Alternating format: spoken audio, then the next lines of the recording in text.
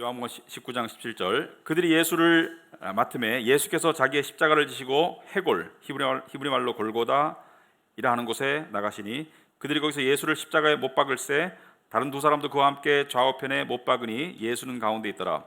빌라도가 패를 써서 십자가 위에 붙이니 나사렛 예수 유대인의 왕이라 기록되었더라. 예수께서 못 박히신 곳이 성에서 가까운 고로 많은 유대인이 이 패를 읽는데 히브리와 로마와 헬라 말로 기록되었더라. 유대인의 대제사장들이 빌라도에게 이르되 유대인의 왕이라 쓰지 말고 자칭 유대인의 왕이라 쓰라 하니 빌라도가 대답하되 내가 쓸 것을 썼다 하니라. 군인들이 예수를 십자가에 못 박고 그의 옷을 취하여 네 깃에 나눠 각각 한 깃씩 얻고 속옷도 취하니 이 속옷은 호지 아니하고 위에서부터 통으로 짠 것이라. 군인들이 서로 말하되 이것을 찢지 말고 누가 얻나 제비 뽑자 하니 이는 성경에 그들이 내 옷을 나누고 내 옷을 제비 뽑나이다 한 것을 응하게 하려 함이로라. 군인들은 이런 일을 하고 예수의 십자가 곁에는 그 어머니와 이모와 글로바의 아내 마리아와 막달라 마리아가 섰는지라. 예수께서 자기의 어머니와 사랑하시는 제자가 곁에 서 있는 것을 보시고 자기 어머니께 말씀하시되 여자여 보소서 아들이니이다 하시고 또 그 제자에게 이르시되 보라 네 어머니라 하신대 그때부터 그 제자가 자기 집에 모시니라. 아멘. 앉으기 바랍니다. 우리 말씀의 조명을 위해서 우리 기도하시겠습니다. 하나님 아버지, 매주 하나님을 예배하는 가운데 저희들은 우리의 원래 신분, 제자리를 찾아가는 그런 은혜를 누립니다. 세상에서 살 때 흐트러지고 또 뚜렷하지 못한 그런 형체로 될 수밖에 없었다가 주일날 하나님의 교회로서 산돌들로서 이 자리에 모이는 것을 통해서 우리의 형체를 다시 한번 확인하고 우리의 신분을 다시 한번 확인하고 더 나아가서 우리에게 주어지는 하늘의 은혜를, 하늘의 힘주심을 우리가 다시 한번 누릴 수 있는 이 은혜에 감사합니다. 이 시간 하나님께서 말씀을 통해서 우리에게 말씀하여 주시옵시고 우리의 마음의 생각과 우리 마음의 묵상이 여호와께 연락되기를 원합니다. 예수님 이름으로 기도합나이다. 아멘. 우리 지난 수주 동안 우리는 예수 그리스도의 마지막 생애, 그러니까 마지막 일주일, 그것도 마지막 3일을 우리가 바라보고 있습니다. 그래서 이 사실 비슷한 내용의 이 성경 구절들이 이렇게 이어지는 것 같은데 등장인물들이 좀 비슷하죠. 그래서 우리가 유대인들, 제사장들 그리고 빌라도 그런 등장인물들에 대해서 많이 살펴보았고 오늘도 그 등장인물들이 그대로 등장하고 있습니다. 예수님을 제외하고. 근데 오늘은 특별히 우리 마리아에 대해서 좀 중점적으로 우리가 살펴보고자 한다. 그래서 예수의 어머니 마리아, 오늘 보면 예수의 어머니 마리아가 나오시죠. 25절 보면 예수의 십자가 곁에는 예수가 십자가에 매달리셔서 마지막 고통과 마지막 이 생명이 끊어지는 시간을 보내셨을 때 그 어머니 마리아와 그 이모라는 것은 예수의 어머니 마리아의 누이, 그리고 글로바의 아내 마리아, 막달라 마리아, 그러니까 마리아의 어머니의 그 누이는, 예수의 이모는 마리아가 아니겠죠. 같은 이름을 두 명의 이 자녀에게 동시에 줄 부모는 없겠죠. 그런데 4명 중에 3명이 마리아라는 것은 그 당시에 아주 흔한 이름이었다. 특히 하층민에게 아주 흔한 이름이었습니다. 그러니까 그런데 이제 이 중에서 이제 이 특별히 어머니 마리아에 대해서 우리가 살펴보도록 할 텐데 그 전에 본문의 흐름을 먼저 우리가 봐야 되겠죠, 그죠? 오늘 본문이 어떤 내용인가? 자, 17절부터 출발하자면은 그들이 예수를 맡음에, 여기서 그들은 이 군인들이죠. 예수를 십자가에 데리고 갈 군인들, 예수를 맡음에 예수께서 자기의 십자가를 지고 가셨어요. 자, 이 당시에 십자가형은 이 사형 방법 중에서 가장 고통스럽고 가장 공포스러운 방법이었습니다. 유대인들은, 빌라도는 예수를 죽이고 싶지 않았지만 유대인의 강한 요구, 심지어 항거, 예수를 못 박아라, 그리고 협박했죠. 당신이 예수를 못 박지 않으면 시저, 그러니까 가이사의 친구가 아니다, 당신을 고발할 거야. 그래서 유대인들의 이 협박과 항거와 빗발치는 요구에 굴복해서 예수에게 십자가형을 내리는데 십자가형이 왜 가장 잔인한 사형 방법이냐? 여러 가지 사형 방법이 있습니다. 단두대도 있고 화형도 있고 뭐 여러 가지 방법이 있겠죠. 우리나라 같으면 사약도 있었고요, 목매달아 죽이는 것도 있고 한데, 이 사형의 잔인성, 사형의 이 심각성을 가장 볼 수 있는 방법이 이 공포의 시간, 고통의 시간이 얼마나 기냐죠. 예를 들어서 목매달아 죽이는 것은 몇 분, 화형 마찬가지고 단두대 순식간에, 그러니까 사형의 공포와 고통의 시간이 짧아요, 비교적. 그런데 십자가형은 그 공포와 고통의 시간이 수시간 지속되죠. 예수님께서도 십자가에 매달리셔서 그 고통과 공포의 시간을 수시간을 버티시다가 죽으신 거죠. 피가 쏟아지고 기도가 막혀서 죽는 게 사형입니다. 그래서 사실은 굉장히 잔인한 방법의 사형이죠. 그래서 흉악범들에게만 집행이 되었던 사형 방법이고, 모든 자가 이렇게 죽진 않았어요. 로마 사람들이 사용하는 방법 중에서는 좀 잔인한 방법들이 많았습니다. 원형 경기장에 풀어가지고 짐승들에게 찢겨 죽는 그런 방법도 있었고요. 아무튼 간에 문명이 지남에 따라서 로마 제국 안에서도 이건 너무 잔인하지 않냐, 그래서 이 정치범, 종교범, 흉악범에 대해서는 화형을 집행했는데, 화형은 십자가형에 비해서 이 고통의 시간이 좀 짧아요. 화형은 좀 일찍 죽죠. 하지만 십자가는 그렇지 않습니다. 굉장히 오래 가는 그런 형의 집행 방법이죠. 그래서 우리가 십자가를 생각할 때 예수께서는 단숨에 죽으시지 않으셨다. 그런데 십자가를 지고 가셨어요. 이 형장인 이 해골은 말 단어 자체가 의미하듯이 사형이 집행되는 장소, 해골, 그 언덕이죠. 이것을 히브리 말로 골고다, 우리가 잘 아는 갈보리는 라틴어입니다. 이 골고다를 라틴어로 번역하면 갈보리가 되는데, 이 갈보리라는 단어는 성경에 안 나오지만 성경이 최초로 번역된 것이 라틴어이기 때문에 라틴어 성경에 나오는 갈보리라는 단어를 우리가 많이 알고 있죠. 갈보리 십자가. 아무튼 간에 예수께서 이 십자가를 지고 가셨어요. 사형수는 자기가 사형당할 십자가를 지고 가는 관습이 있었는데, 사실 예수께서 끝까지 지고 가지 못하셨죠. 다른 복음서에 보면은 구레네 출신의 사람 시몬이라고 구체적인 이름이 나오죠. 이 사람이 십자가를 졌다 이렇게 나오죠. 예수께서 왜 못 지셨을까? 왜냐하면 그 전날 잡히셔서 하루 밤새도록 주무시지 못하고 고문당하시고, 그렇기 때문에 음식을 안 드셨습니다. 음식을 못 드셨죠. 물도 아마 안 줬을 것 같아요.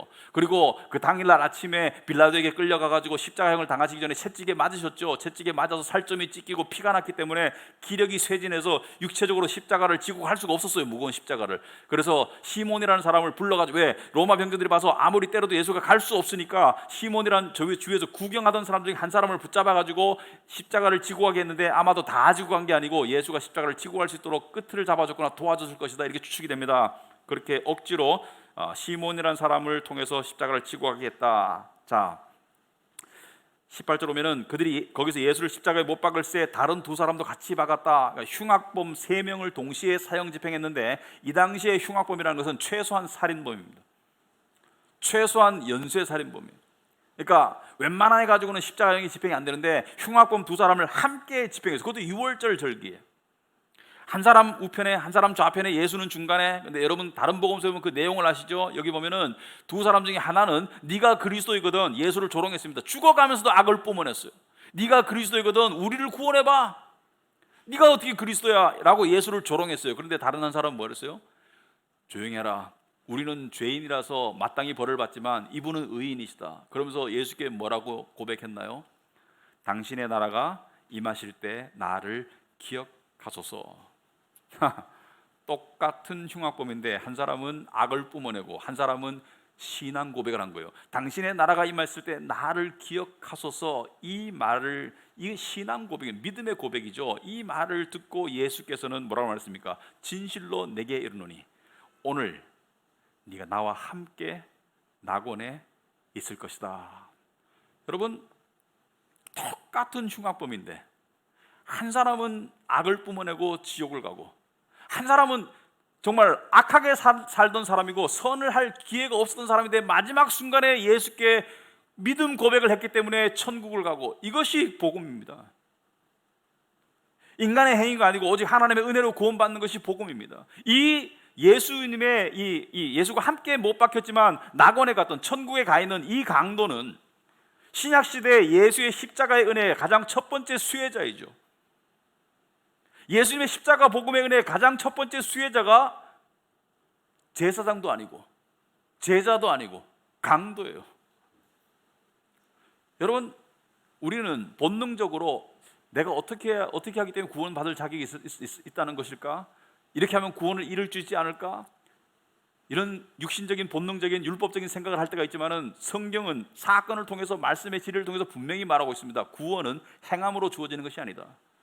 율법으로 인하면 구원받을 자가 없다. 오직 은혜로 구원받는다. 그래서 너희는 그 은혜에 의하여 믿음으로 말미암아 구원을 받았나니 이것이 너희에게서 난 것이 아니요 하나님의 선물이라고 했습니다. 너희는 그 은혜에 의하여 믿음으로 말미암아 구원을 받았다. 이 강도가 당신의 나라가 임할 때 나를 기억하소서라는 것은 이게 믿음의 고백이거든요. 이게 믿음의, 저를 구원해 주소서, 이 믿음의 고백이거든요. 이 사람은 택함 받은 강도예요. 자, 19절에 빌라도가 패를 써서 십자가 위에 붙였어요. 뭐라고 붙였습니까? 유대인의 왕이다. 나사렛 예수 유대인의 왕이다라고 패를, 십자가가 있으면 그 위에 나무 패를 만들어서 그 위에 못으로 박았습니다. 근데 그 패는 예수에게만 붙인 것이 아니고 다른 강도들에게도 붙였어요. 이 패는 뭐냐면은 구경꾼들 앞에서 이 죄수가, 이 사람이 왜 사형을 당하는지 중요 죄명을 적는 패예요. 예를 들어서 뭐 연쇄 살인범이다, 뭐 반란범이다, 여러 가지 이 죄명이 있겠죠. 뭐 그런 죄명을 이렇게 박는데 이 사람의 죄명은 뭐예요? 나사렛 예수 유대인의 왕이 죄명인 거예요. 그러니까 반란에 해당하는 죄명이라는 것을 쓰고, 빌라도가 성격이 고약한지 이것을 세 나라 말로 썼어요. 히브리 말로 쓰고 로마 말로 쓰고 헬라어로 썼다. 왜? 모두가 알아볼 수 있도록.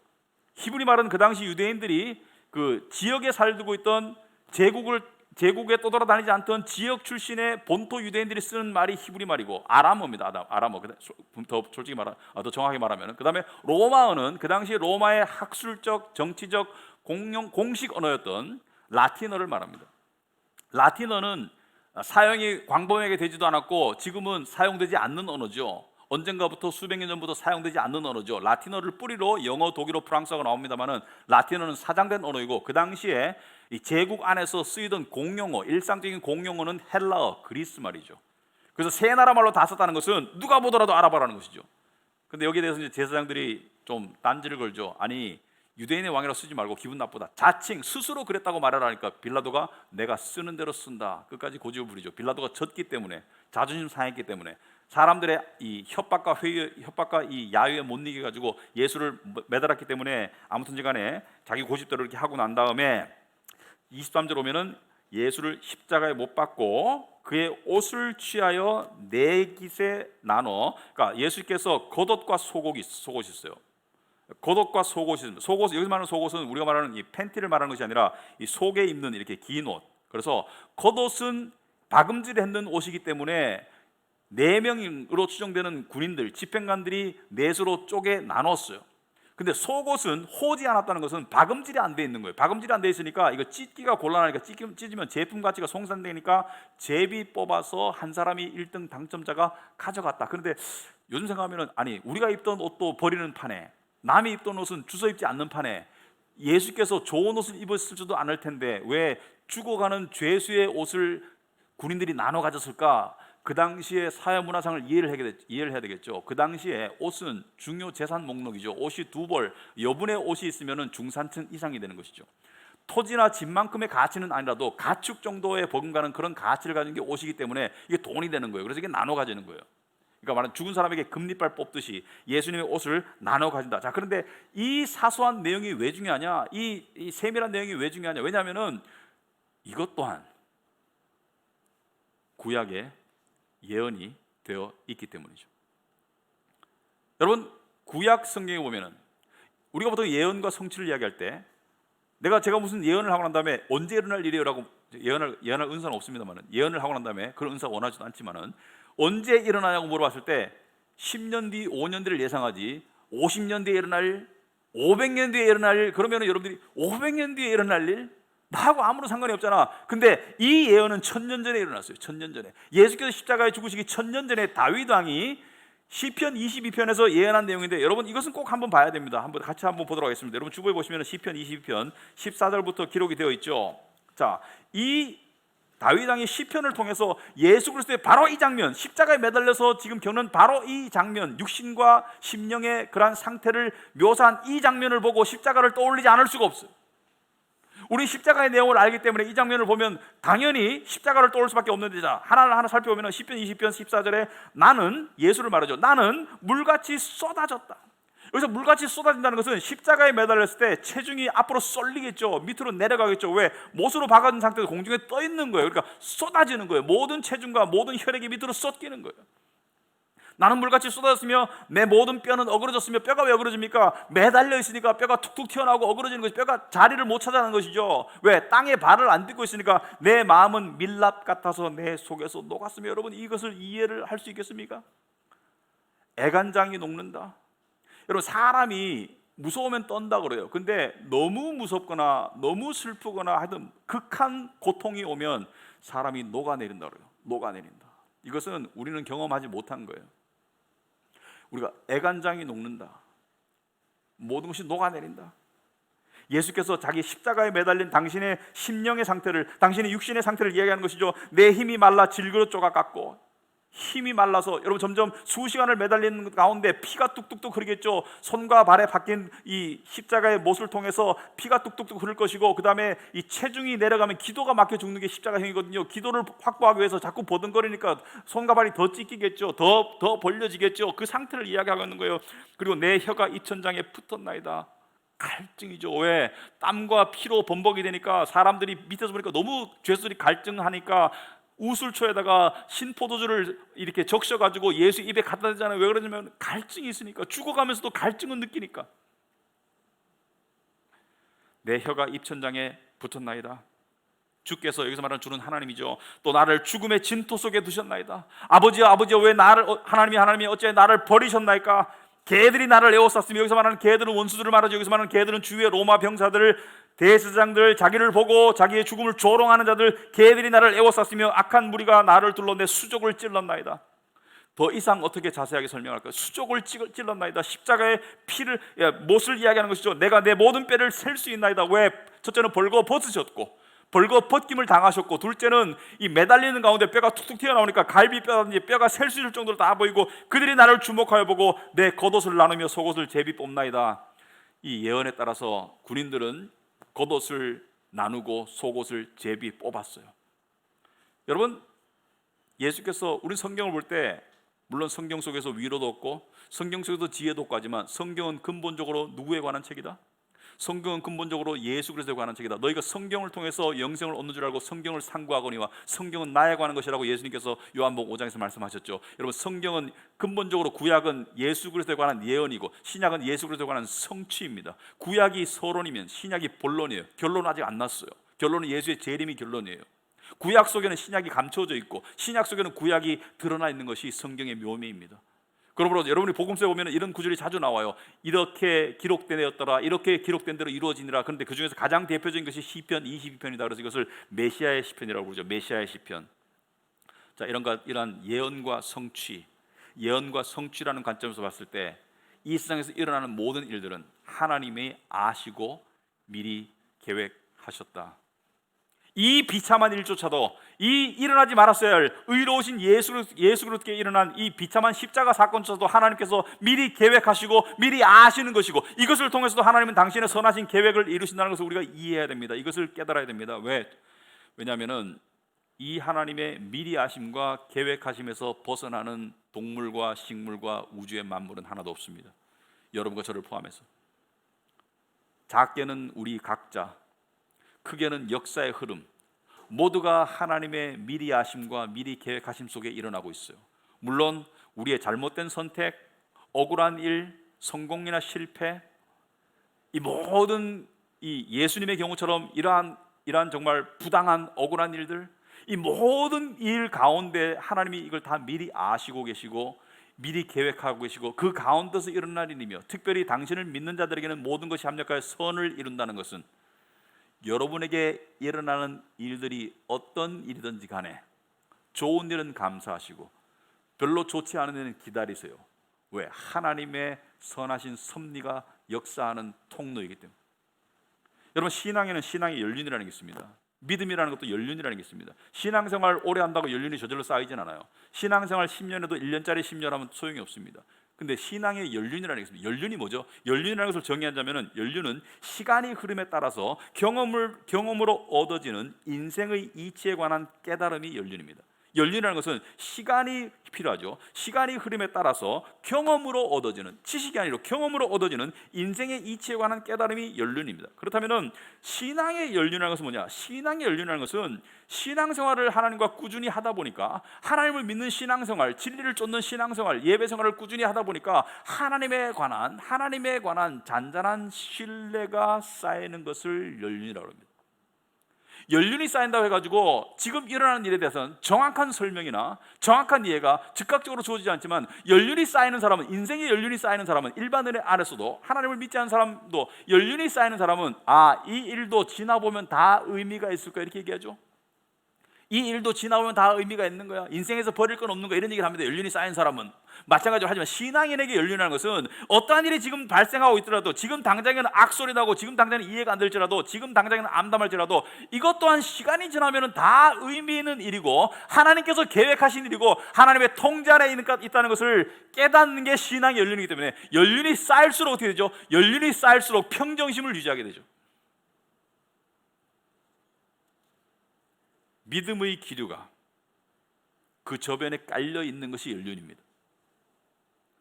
신앙의 연륜이 쌓여가는 사람은 체험적으로, 진심으로 자신이 하나님에 의해서 만들어졌고 자신의 인생이 하나님에 의해서 진행된다는 것을 깨닫는 사람이에요.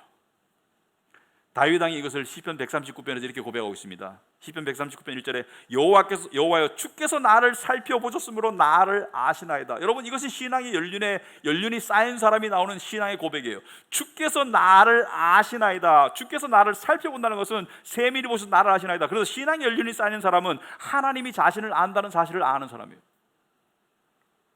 여러분, 하나님이 나를 안다는 것은 어떻게 알 수 있죠? 하나님이 나를 안다는 것은 말씀의 조명이나 또는 삶의 어떤 하나님이 주시는 체험을 통해서, 특별히 말씀의 조명을 바탕으로 한 체험을 통해서 하나님이 나를 보살피시는구나를 깨닫는 거예요. 그런 거 깨달을 때 어떤 반응이 옵니까? 우리에게 소름이 돋아요. 기쁜 소름이. 우리 영혼이 가장 감동할 때가 언제냐면은, 하나님이 나를 아신다는 것을 내 영혼이 알 때가 가장 감동스러워요. 그럴 때는 세상을 다 줘도 바꾸기 싫은 그러한 만족이 주어집니다. 다윗 왕은 그걸 알았는 거예요.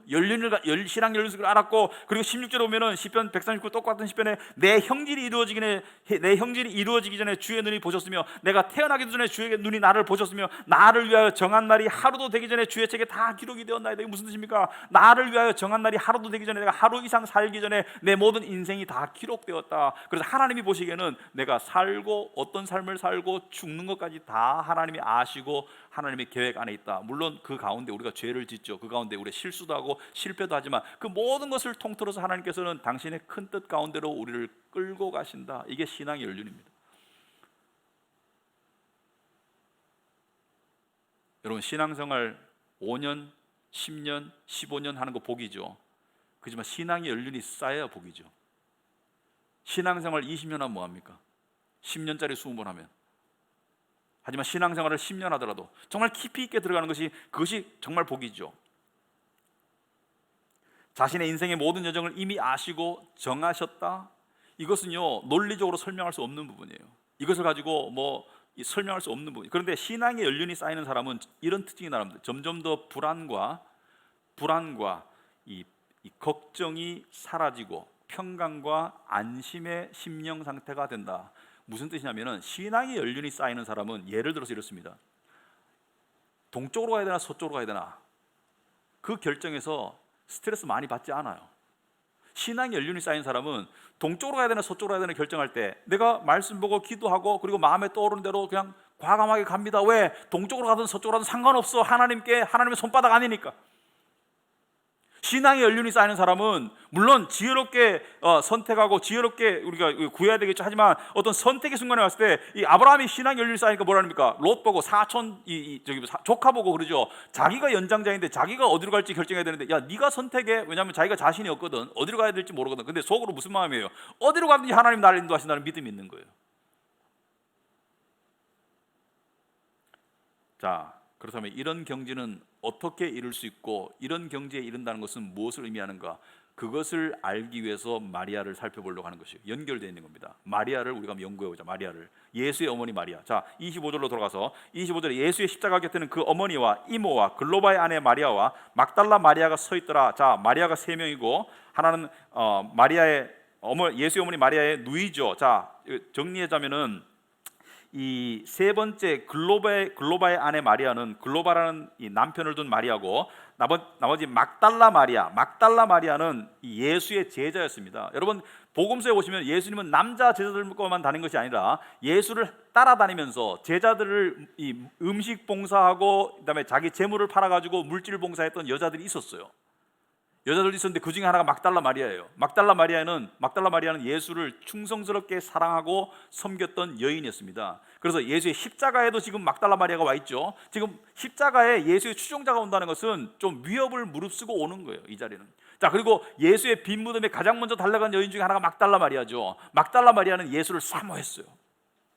여기서 말하는 사모하는 것은 뭐 남녀간에 그런 이상한 얘기하는 사람들인데 그거는 다 신성 모독이고, 막달라 마리아는 신앙으로 예수를 사모했어요. 아무튼 간에 자, 이 죽어가는 고통 가운데 있는 예수를 바라보는 예수의 친구들, 추종자들 중에서 가장 가슴이 미어지는 사람은 아마도 어머니 마리아였을 거죠. 그죠?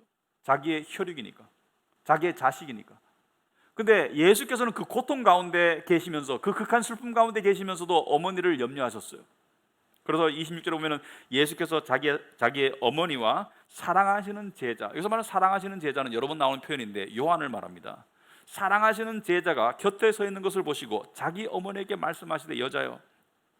여기서 말하는 여자는 하대하는 것이 아니라 존칭어입니다. 여자여 보소서 아들이니다 하시고, 또 그 제자에게 요한에게 이르시되 보라 네 어머니다. 무슨 말이냐면은 예수께서는 그 말씀 속에 무엇을 의미하는 겁니까? 우리 어머니를 부탁한다. 내가 가니까 우리 어머니의 노후를 부탁한다, 이렇게 말하는 거죠. 그러니까 그 제자가 어떻게 했어요? 그때부터 그 제자가 자기 집에 모셨다. 그래서 에베소에 보면은 뭐 실제인지 모르겠지만은 이 요한이 예수의 어머니 마리아를 모시던 집이 남아 있는 곳이 있습니다. 아무튼간에 이 요한은 마리아를 모셔서 마리아가 죽을 때까지 이 평생을 모셨어요. 근데 참 죽음의 순간 속에서도, 그 고통 속에서도 예수님은 당신의 죽음의 고통 때문에, 당신의 죽음의 슬픔 때문에, 그 공포 때문에 거기에 파묻히지 않으시고 그 속에서도 타인을 생각하는, 자기 이외에 다른 사람을 생각하는 그런 사랑을 보이셨다. 그래서 어머니를 부탁하셨다. 제자에게, 사랑하는 제자에게, 특별히 사랑하는 제자에게 네 어머니다. 무슨 말입니까? 우리 어머니 좀 부탁해. 유언이죠. 우리 어머니 부탁해. 어머니에게 뭐예요? 어머니, 저는 어머니를 보살필 수 없어요. 인간적인 예수의 모습, 육신의 모습이죠. 하지만 이 제자가 어머니를 보살펴 줄 겁니다 라고 자신의 도리를 다 하고 가는 것이죠. 자, 그렇다면 마리아는 어떤 여인이었는가? 마리아는 이스라엘 지도를 놓고 보면은 밑에는 예루살렘이고 위에는 갈릴리 호수가 있죠. 그죠? 갈릴리, 예수의 출신지가 갈릴리죠. 갈릴리의 나사렛이라는 곳에서 예수님이 나셨어요. 예수님이 자라셨어요. 근데 예수님의 부모님은 갈릴리 나사렛 지방 출신이지만 호적하라고 하는 명령 때문에 밑으로 내려가 가지고 예루살렘 근처에 있는 베들레헴이라는 작은 마을에서 예수가 마구간에서 태어나죠. 그 이야기는 아시죠, 그죠? 그런데 왜 그랬을까? 왜냐하면은 나사렛 출신이지만은 예수가 베들레헴에서 태어나야 하는 이유는 구약의 예언 때문이죠. 미가서 5장에 보시면은 베들레헴 아브라다야, 너는 작은 고을일지라도 너에게서 왕이 나올 것이라고 예언했잖아요. 그러니까 구원자가 베들레헴에서 나올 것이 예언되었기 때문에 베들레헴에서 태어난 거예요. 그런데 사람들이 몰랐기 때문에 나사렛에서 무슨 선한 것이 날 수 있느냐, 무슨 대단한 것이 나사렛에서 날 수 있느냐 이렇게 말했죠. 자, 그런데 아무튼 간에 나사렛 출신의 여인이었고 하층민이었습니다. 가난한 사회 경제적으로 약자였어요. 어떻게 할 수 있느냐? 여러분, 부자였으면은 마구간에서 자식 안 낳겠죠. 뭐 방이 없어요? 돈 있으면 방이 왜 없어요? 돈이 없으니까 이 싸구려 여관에 갔는데 방이 없으니까 마구간에 가서 마구간에서 누가 애를 낳겠습니까, 그죠? 아무리 그렇더라도 그 정도로 가난한 하층민이었다. 그리고 나이는 그 당시에 사회문화적 이 관계로 봤을 때 나이는 적게는 13세, 많게는 17세입니다. 그 당시에는 빨리 결혼해서 자식을 낳아야지 자식을 요즘처럼 귀하게 키우는 것이 자식이 노동력이에요, 노동력. 그래서 빨리 결혼해서 많이 낳아야 돼요. 왜? 노동력이기 때문에. 근데 그 당시에 평균 수명이 한 20, 30대 돼요. 평균 수명이. 그래서 시집장가를 일찍 갔어요. 그래가지고 아마 13세, 17세 정도로 추정이 되는 그러한 여인이다. 자, 그런데 남편과 정혼한 상태이고 남편과 결혼을 아직 안 했는데 잉태했죠. 그런데 이 당시에 천사가 나타나서 하나님 보낸 천사가 나타나서 마리아에게 네가 잉태할 것이다라고 얘기하는 그 누가복음 1장의 기록에 보면 자세하게 나와 있는데 거기 보면은 두 인물이 나오는데 너무 대조돼요. 두 인물이 나오는데 하나는 세례 요한, 사도 요한 말고 세례 요한의 아버지 사가랴 제사장이었죠. 그리고 의로운 사람이었고 하나님을 정말 의롭게 섬기는 제사장이었어요. 그러니까 오늘날로 하면 신학자, 목사였어요. 그리고 나이가 많아서 지금 무자식인데 자식을 낳을 수 없는 아브라함과 같은 그런 처지, 아내 엘리자벳이 아이를 낳을 수 없는 그런 이 불임 상태였는데 사가랴라는 나이 많고 제사장이고 경건한 사람, 그리고 하나는 10대 후반의 여인, 하층민, 교육받지 못한 그런 여자 마리아. 근데 두 사람을 향해서 천사가 놀라운 예언을 합니다. 사가랴에게 뭐라고 했습니까? 사가랴에게 네가 자녀를 낳을 것이다. 네가 아들을 낳을 것이다. 근데 사가랴가 믿었어요, 안 믿었어요? 안 믿었어요. 어떻게 내가 낳을 수 있습니까? 그러니까 벙어리가 되도록 만들었죠. 아들이 태어날 때까지 벙어리가 되도록 만들었어요. 아들의 이름을 정할 때까지 벙어리가 되도록 만들어가지고 벙어리가 된 상태에서 몇 달을 지냅니다. 그런데 마리아는요, 그보다 훨씬 더 상식적으로 납득이 안 되잖아요. 남자랑 관계가 없는데 처녀인데 네가 아들을 낳을 것인데 말이 더 안 되죠. 이 노산하는 것은 그래도 가망성이 있지만 처녀가 어떻게 애를 낳습니까? 남자를 모르는데. 그런데 마리아는 그 말을 듣고 어떻게 해요? 그 말을 듣고 이렇게 고백합니다. 이 주의 여종이오니 말하자면 나는 주의 것이오니 말씀대로 내게 이루어지이다, 이렇게 고백했어요. 의심하지 않고 주의 여종이오니 말씀대로 내게 이루어지이다. 이러면 두 다른 사람의 극한 대조가 있죠. 하나는 제사장이고 나이 많고 경륜 있고 믿음 있는 그런 제사장이고, 하나는 어린 여인이고 정말 하층민이고 교육받지도 못했고 나이도 어리고 이런 여인이, 두 사람의 믿음이, 한 사람은 가능한 시나리오인데 의심하고 한 사람은 전혀 불가능한 시나리오인데 믿음으로 받아들이잖아요. 마리아는 대단한 믿음을 가졌어요. 여러분, 이런 믿음은 참 보기 드문 믿음입니다. 주의 여종이오니 말씀대로 이루어지다 라고 말하고 난 다음에 더 놀라운 것은 아직 애를 가지거나 임신의 징후가 있거나 아직 애를 낳지도 않았는데 이미 낳았다고 믿고, 믿음은 바라는 것들의 실상이니까 하나님을 향해서 찬송하고 자기를 스스로 복되다고 누리기 시작합니다. 그것이 마리아의 찬가죠. 마리아 찬가가 너무 아름다운데 그 중에 처음 세 구절만 보면은 누가복음 1장 46절, 여러분 주보에 나와 있죠. 마리아가 이르되 내 영혼이 주를 찬양하며, 입에서 찬송이 터져 나와요. 아직 이루어지지도 않았어. 찬송이 터져 나오고 내 마음이 하나님 내 구주를 기뻐하였음은 그의 여종의 비천함을 돌보셨습니다. 지금 자기가 비천한 상태인 건 알아요. 가난하고 힘없고 비천함을 돌보셨습니다. 보라, 이제 후에는 만세 세대를 거느려서 generation after generation, all generations, 만세 나를 복이 있다 일컬으리다. 내가 복된 여인이야. 여러분, 믿음이요, 미래에 이루어질 실체라고 믿는 것은 하나이고, 또 다른 차원은 그것을 현재에 땡겨 누리는 것은 정말 믿음의 연륜과 경지가 높은 상태입니다. 아직 시작도 안 했어요. 아직 이루어지지도 않았어. 그리고 이루어지기에는 너무나 믿기 어려운 얘기예요. 왜? 남자를 모르는데, 아니 동서고금을 막론하고 남자와 여자가 육체적인 결합을 해야지 자식이 태어나는데 어떻게 처녀가 애를 낳았다는 소리 들어본 적, 인류 역사상 최초의 일을 그냥 믿고 나는 복받은 여인이라 이렇게 믿고 찬송하는 이 믿음은 땡겨 믿는 믿음이다. 이게 우리 필요합니다. 여러분, 천국 가는 거 믿는다고 그래요. 근데 천국 가는 거 안 믿는 것처럼 사는 거 곤란해요. 천국 가는 거 진짜 믿어요? 천국 가는 거 믿으면은 지금 천국 가는 거 믿는 사람처럼 사셔야 됩니다. 저도 그걸 연습해야 돼요. 천국 가는 거를, 구원받은 거를 믿고 나 죽으면 천국 갈 거야. 이것도 믿음이지만은 지금 영생을 맛보는 건 또 다른 차원이에요. 우리 예수 믿는 사람은 지금 영생을 맛볼 수 있는 거예요. 자, 마리아가 나는 복받은 여인이다라고 고백하는 것은 교만이 아니고 하나님의 축복에 대한 당연한 반응입니다. 나는 대대손손 복받은 여인이야. 기독교 역사 속에서 초대부터 중세까지 예수 그리스도를 제외하고 가장 많이 복받았다고 언급된 사람은 바울도 아니고 어거스틴도 아니고 바로 마리아입니다. 마리아. 근데 가톨릭에서는 너무 이게 심해서 마리아를 신성시하는 경지까지 이르렀죠. 그것은 우상숭배죠. 그건 잘못된 거지만 마리아가 복받은 여인이라는 것은 맞다. 스스로도 그렇고 남들도 인정했다. 그래서 마리아에 대해서 좀 더 살펴보자.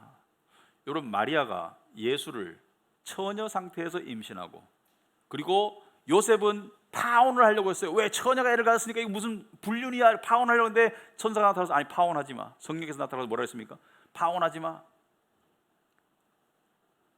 성령으로 잉태된 거니까 그냥 결혼해. 그래서 결혼하고, 그리고 둘이 부부관계를 안 했어요. 왜냐하면 예언에 따라서 처녀 상태에서 임신하고 처녀 상태에서 낳는 것, 그러니까 원죄를 없게 하기 위해서 몸만 빌렸지 남자와 여자의 교접은 없었습니다. 그런데 마리아는 그 뒤 자식을 낳았을까요? 안 낳았을까요? 예수를 낳고 난 다음에 요셉과의 결혼 생활 속에서 목수 남편과 살면서 자식을 낳았을까요? 안 낳았을까요? 낳았다고 고개를 끄덕여준 분이 있는데 몇 명 낳았을까요? 몇 명 낳았을까요? 여러분 성경책 쭉 보시지만 잘 모르겠죠, 그죠? 몇 명 낳은지, 몇 명 낳은지를 알 수 있을까요, 없을까요? 알 수 있어요. 왜냐하면 예수께서 이 사역을 하시다가 고향에 돌아 갈릴리 지역에서 사역을 하니까 사람들이 들으니까 말씀이 너무 기가 막힌데 이 지금 우리가 아는 사람 아니야? 이 사람이 대단한 사람이 아닌데 이렇게 대단한 말을 하지? 그러면서 하는 얘기가 어디 나옵니까? 이 마태복음 13장에 나오죠. 13장 55절에 여러분 주보에 나와 있죠. 이는 그 목수의 아들이 아니냐? 아니 목수 요셉 아들 우리가 아는 사람이잖아. 어떻게 대단한 말을 하지? 그 어머니는 마리아? 우리가 알잖아. 부모도 알고. 그 형제들은 야고보, 요셉, 시몬, 유다. 여기서 야고보는 야고보서를 쓴 야고보. 자, 형제가 몇 명이에요? 4명. 야고보, 요셉, 시몬, 유다. 누이는 있었나?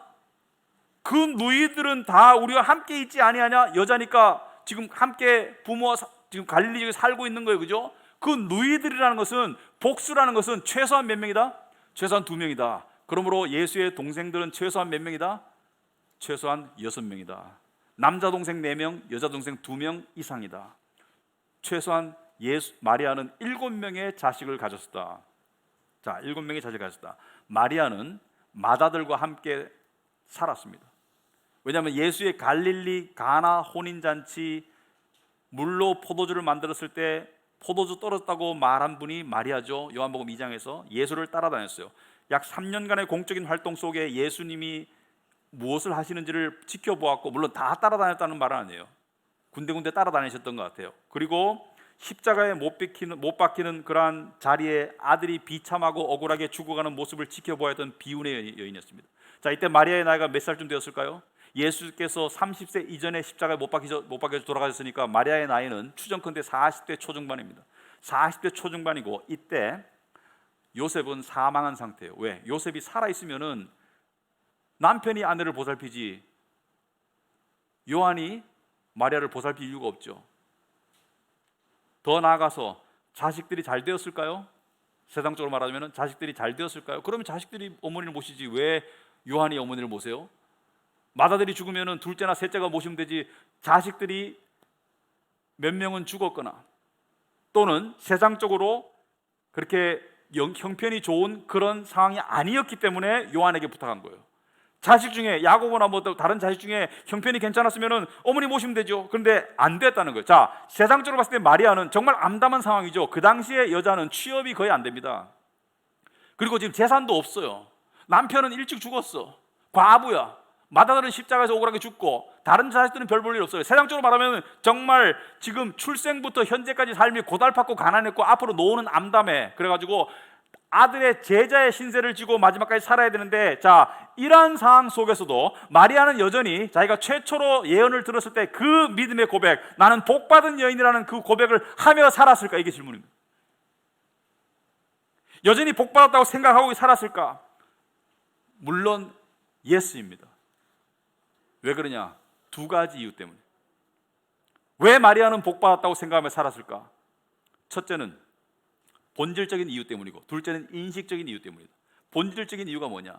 여러분, 마리아가 이런 상황 가운데 정말 오늘날로 말하자면은 집도 절도 없고 돈도 없고 남편도 없고 자식도 별 볼 일 없고 맏아들은 죽고 이런 상황에서 여인이 마리아가 복받았다고 볼 사람 아무도 없어요. 그런데 왜 마리아가 복받았냐면 마리아는 복되신 주님께 연결되어 있기 때문이죠.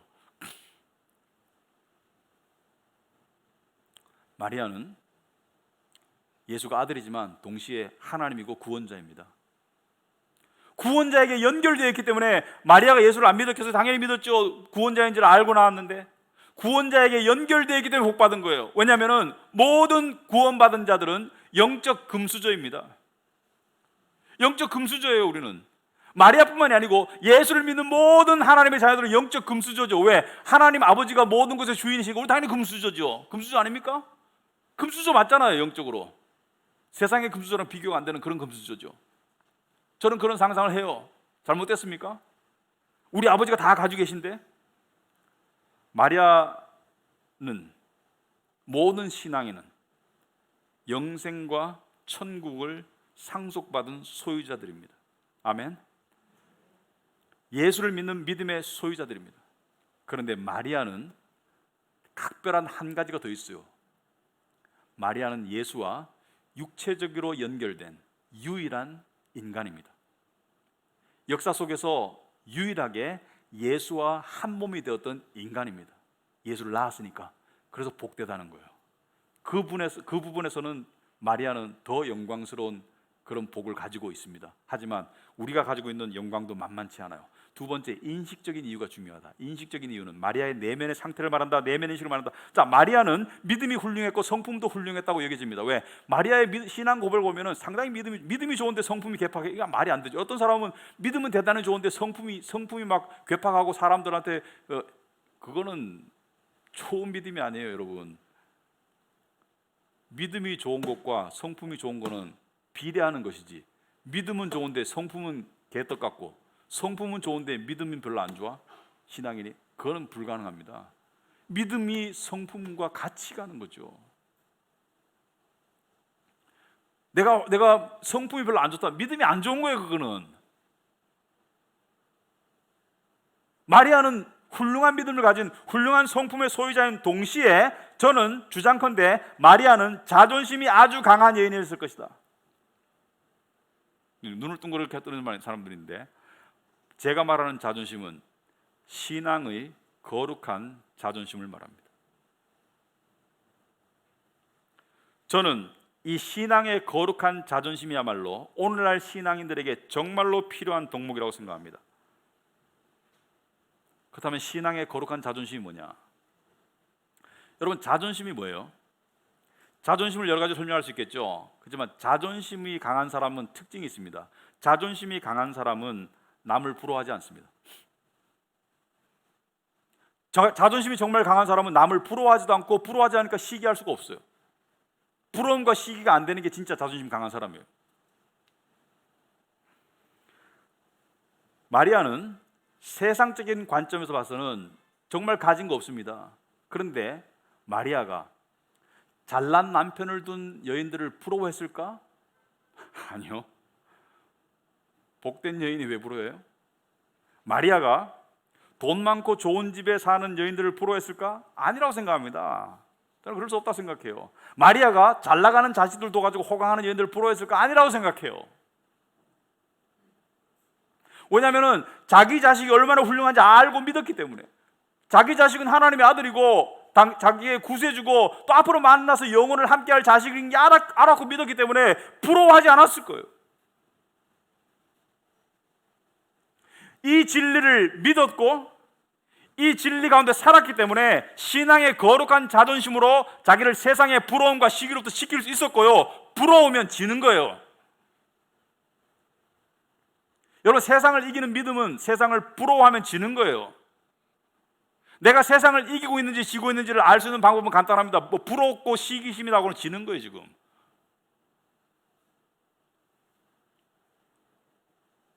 내가 못 가진 어떤 것을 가지고 더 가진 사람들을 부러워하거나 시기하는 순간 패배감, 시기심, 평정심의 상실로 빠져들고 지는 거예요. 근데 오늘날 교회 안에도 교회 밖에처럼 그런 패배의 징후들이 나타나는 사람들이 꽤 있어요. 지금 우리 사회가 그렇지 않습니까?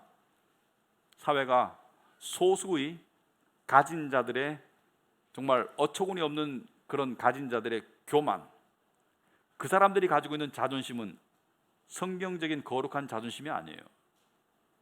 그것은 마지막에 꺾이는 자존심이에요. 그리고 가지지 못한 다수의 부러움과 시기심이 팽배해 있어요. 뭐 집값 올라간다, 뭐 어쨌다 하면서 지금 우리 사회가 그런 게 뭐 있어요. 우리 크리스찬들도 뉴스 보는 사람 다 알아요.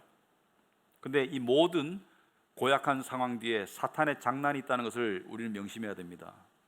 사탄이 세상을 혼란스럽게 흔들어서 믿지 않는 자들은 믿음으로 못 나가도록, 믿는 자들은 믿음의 생활 속에 그 거룩한 자존심을 가지고 평강을 누리지 못하도록 사탄의 교묘한 심리전이 있다는 것을 알아야 돼요. 그 뿌리는 돈의 신입니다. 돈의 신, 한마디로 말해서 돈의 신의 힘이 가장 일반적이고 크다고 할 수 있습니다. 근데 이 돈의 신의 힘에 의해서 마음이 점령당하고 지배당하면은 돈 이외의 것을 보지 못하고 누리지 못하게 됩니다. 여기서 말하는 보지 못하고 누리는 것, 예를 들어서 정말 풍성한 인간관계 관심 없어요. 은혜로운 예배 잘 안 됩니다. 마음이 점령당하면 그만큼 은혜로운 예배가 잘 안 돼요. 진리를 습득해 나가는 그 기쁨, 여러분 돈에 의해서 점령당하는 마음은 그것이 힘들어요. 예수 그리스도를 상상하는 꿈, 여러분 꿈은 나이 어린 사람만 꾸는 게 아니에요. 나이 든 사람도 우리 신앙에는 꿈꾸는 자들이, 근데 우리의 꿈은 실제야. 실제로 이루어질 것을 바라는 꿈을 꾸고 있는 거예요. 그런 것들이 불가능해요. 불가능해. 왜? 세상이 부럽고 세상이 시기하고 하면 그거 지는 거야. 근데 왜 그렇게 살아야 되나? 우리가 그렇게 살 이유가 없죠. 왜? 우리는 신앙의 거룩한 자존심을 가질 수 있으니까. 그래서 잠언 말씀에 그런 말씀이 많이 나와요. 마음을 믿음으로 다스리지 않으면 몸도 병듭니다. 잠언 14장 3절에 평안한 마음은 육신의 생명이라고 했습니다. 평안한 마음은 육신의 생명이나, 여기서 평안한 마음은 어떤 마음이에요? 신앙의 거룩한 자존심으로 세상의 부러움과 시기심을 지키는 마음이죠. 시기는, 여기서 시기는 뭐예요? 부러움을 말하는 거예요. 뼈를 썩게 한다는 거예요. 뼈를 썩게 한다. 설명이 필요 없죠? 그래서 세상 사람들 어떻게 합니까? 세상 사람들은 육신의 평강을 지키기 위해서 어떻게 합니까? 현실을 회피하기도 해요. 뉴스 안 보는 사람인데, 뉴스 보면 기분 나빠서 뉴스 안 본대. 뭐 뉴스 보라는 거 아니에요. 저 뉴스 너무 많이 보는 것도 안 좋아요. 뉴스에 좋은 소식이 없기 때문에. 뭐 마음의 명상을 한다, 뭐 취미에 빠진다, 뭐 종교 생활한다, 여러 가지 말을 하지만 우리는 그렇게 회피해서 이길 수 있는 게 아니에요. 회피하면 이기는 게 아니에요. 우리는 정면 돌파해야 돼요. 정면 돌파. 뭘로? 신앙의 거룩한 자존심으로. 자신이 예수와 떨어질 수 없게 연결되었다는 그 진리를 통해서, 그리고 나는 하나님의 자녀라는 그 자존심, 이것은 교만한 자존심이 아니죠. 이것은 겸손한 믿음을 바탕으로 한 자존심입니다. 하나님이 우리를 불러주심에 대한 반응이죠. 믿음의 반응이죠. 나는 하나님의 자녀야.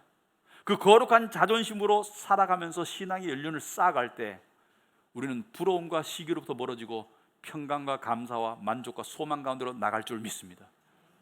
여러분, 끝에 웃는 자가 진짜 승자예요. 빌라도가 끝에 웃었겠어요? 부와 권력을 가진 대제사장들이 끝에 웃었겠어요? 마리아가 끝에 웃었는 거예요. 마리아가 끝에 웃었는 거예요. 왜? 예수를 믿는 자가 끝에 웃는 거예요. 여러분, 끝에 웃는 것을 안다면 지금도 웃읍시다. 우리가 복 받은 자들이에요. 마리아는 어떤 면에서 우리의 신앙의 선배이고 모델입니다. 우리 마리아의 삶을 통해서 아무것도 가지지 못하고 다 빼앗긴 것처럼 보였지만 그 속에 거룩한 신앙의 자존심이 있는 것을 볼 줄 알아야 됩니다. 지금 우리의 형편과 처지가 어떠한 상황이든지 간에 우리는 복 받았습니다. 그리고 그 복을 우리가 영원히 누리게 될 것입니다. 여러분, 하나님을 기쁘시게 하는 방법이 여러 가지가 있습니다. 근데 신약 성경에 보면은 예수 믿는 사람들이 남들만큼 못 가진 정도가 아니고 가진 것을 빼앗겼거든요. 히브리서 10장에 보면 가진 것을 빼앗기는데 기쁘게 빼앗겼다고 그래요. 가진 것을 빼앗기는데 기쁘게 빼앗길 사람이 어딨나? 왜 기쁘게 빼앗겼을까요? 왜냐하면 가진 복을 알기 때문에. 니네가 이건 뺏어가서 이건 뺏어가도 내 안에는 진짜 복은 털끝만큼도 못 건드려. 그래서 그때 히브리 기자 뭐라 했습니까? 너희 담대함을 버리지 말라. 이것이 큰 상을 얻는다. 하나님은 담대한 믿음을 기뻐하세요. 큰 상을 얻는데요. 여기서 담대한 믿음이 오늘 우리 설교 말씀 말하면 거룩한 신앙의 거룩한 자존심입니다. 그러한 자존심을 회복해가는, 그래서 하나님을 기쁘시게 하는, 그리고 예수 그리스도를 증거해 나가는 여러분과 제가 되기를 축원합니다. 네, 기도하겠습니다.